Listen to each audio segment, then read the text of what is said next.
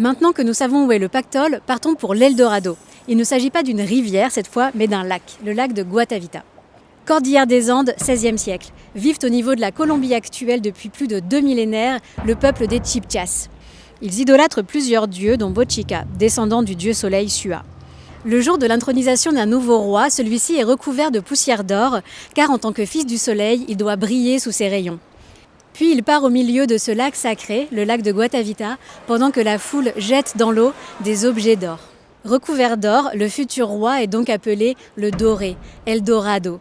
C'est de ce rite qu'est tiré le mythe qui, de personnage royal, est devenu une terre regorgeant d'or. Ce sont les conquistadors espagnols qui, en 1536, ont contribué à propager et ont amplifié ce mythe, qui s'est greffé dans l'imaginaire à côté de celui des cités d'or, apparu 4 siècles plus tôt. Nous connaissons les représentations de ces aventures, mais en réalité, c'est une sanglante course au trésor que ce mythe a alimenté pendant des siècles. Car les conquistadors n'ont pas trouvé de terre ou de cité faite d'or massif, mais ils ont massacré les populations, tué de fatigue leurs équipages et arraché aux Incas et aux Chibchas leurs objets sacrés.